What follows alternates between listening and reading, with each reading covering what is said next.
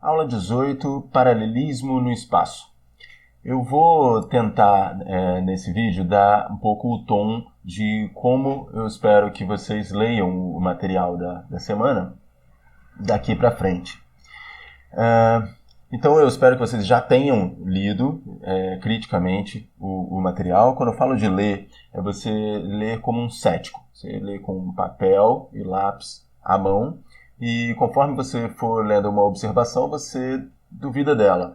Você procura exemplos e você tenta justificar elas por você mesmo ou mesmo tentar procurar exemplos que neguem aquela afirmação. Então, é assim que a gente deve estudar matemática e depois você deve tentar refazer sozinho aqueles argumentos para ver se você consegue trilhar aquele caminho. Pelo seguinte, os exercícios de demonstração vão ser poucos, não é o objetivo principal da disciplina, mas é algo que vai ser importante para a gente. Eles vão seguir mais ou menos os mesmos tipos de argumentos que são feitos nas proposições do material.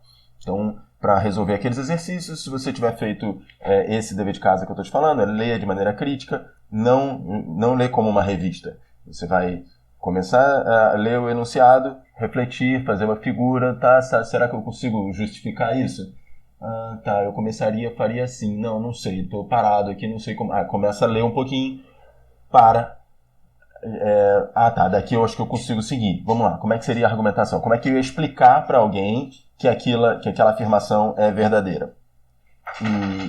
Então essa maneira de fazer que eu acho que vocês devem pegar aqui, mais do que entender realmente geometria espacial nesses vídeos. Então vamos ao material propriamente dito. Aí está aí, aula 18, paralelismo no espaço, tem os objetivos, uma lista de axiomas a serem complementados em relação aos que já foram colocados na aula 1, né, na outra disciplina de geometria. E aí vamos lá, eu quero ir com vocês direto até a primeira proposição. A primeira proposição é essa aqui, onde fala: por duas retas concorrentes passa um único plano. Então, você leu isso, eu imagino que você tenha visto essa figura, você pode fazer você mesmo a sua figura depois de ler, caso não tenha uma figura logo depois do enunciado, e você vem começar a se questionar, será que isso é verdade? Por duas retas concorrentes passa um único plano. Aí você vai pensar, eu já vi essa história de passa um único plano. Quando você volta lá nos axiomas, é o primeiro axioma. Por 3 pontos não colineares passa um único plano. Então isso aqui pode ser um artifício, pode te ajudar a justificar aquela proposição.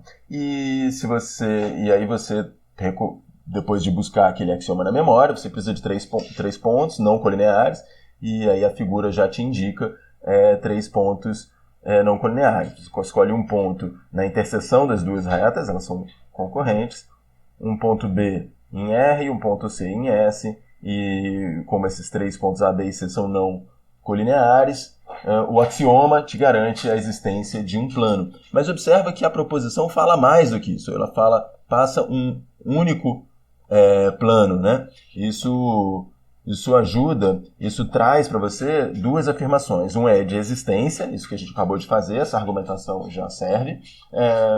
E a outra é a unicidade, né? Então passa um único plano. E aqui na proposição 2 também a gente vai ver isso, mas tem uma maneira de argumentar que se repete, e eu acho que gostaria de frisar isso aqui com vocês. Vamos lá. Então eu quero mostrar que esse plano é único, né? Então por lá ele tinha falado, o axioma não te dá essa unicidade de uma vez, né? Ele fala assim, passa um único plano por aqueles 3 pontos não colineares. Então agora você precisa garantir que existem, né? Se você considera, então aí para você garantir a unicidade desse plano alfa que você obteve por causa desses 3 pontos, uma maneira de fazer é essa que ele usa aqui, ó. Ele fala assim, portanto existe um único plano que contém os pontos A, B e C. Terminamos a parte da existência. E agora chame esse plano de alfa. Como alfa contém dois pontos distintos de R, A e B, então a reta R está contida no plano alfa, da mesma forma como A e C pertencem a alfa, tem-se que S está contida em alfa. Tá? Então ele está terminando de garantir que, de fato, esse plano contém, o plano alfa contém as duas retas. Aí agora vem a parte da unicidade, olha só. Se houvesse um outro plano contendo as retas R e S, ele também conteria A, B e C, mas só existe um plano contendo esses três pontos, que é alfa.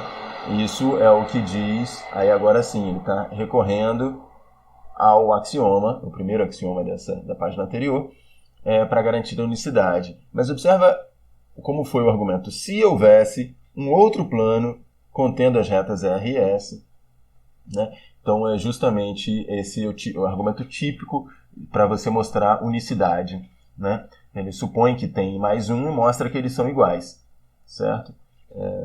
Porque aí ele...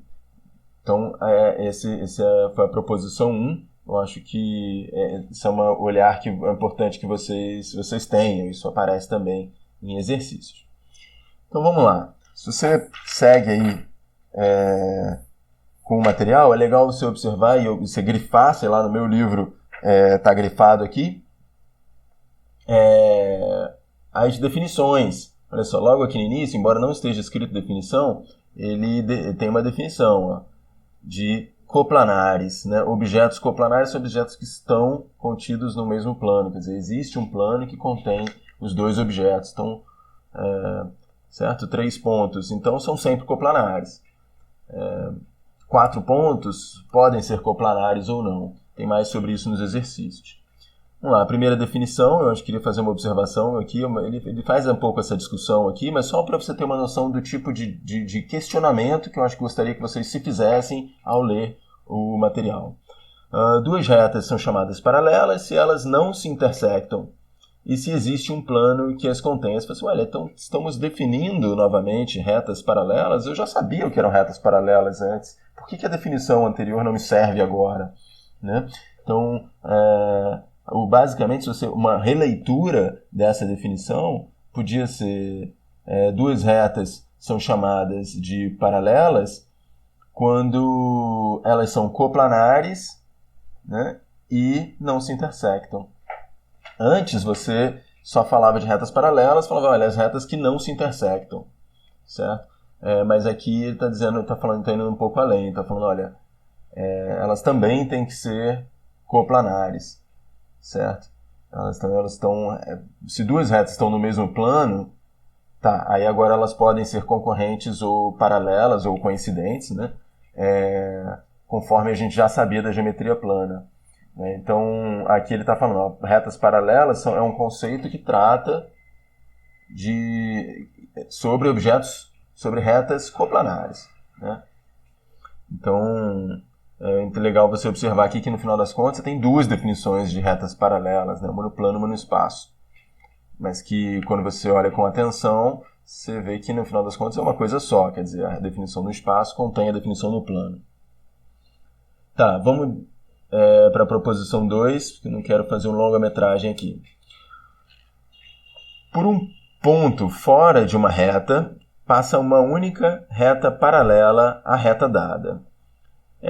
Ele aqui ele prova a proposição antes, e eu queria observar que, bem, essa discussão ele faz aí, né? Ele fala assim, isso é um axioma, né, da geometria plana, mas aí aqui no espaço ele está ratificando isso, falando assim, olha, isso continua valendo no espaço, porque agora como você, além daquele plano que você está trabalhando, você tem outros pontos, em princípio podia ter uma outra reta lá que fosse paralela à reta dada, que passa também pelo ponto também dado. Mas aqui ele está falando, não, só existe uma, que ele continua valendo no espaço, mesmo tendo esses novos pontos, né?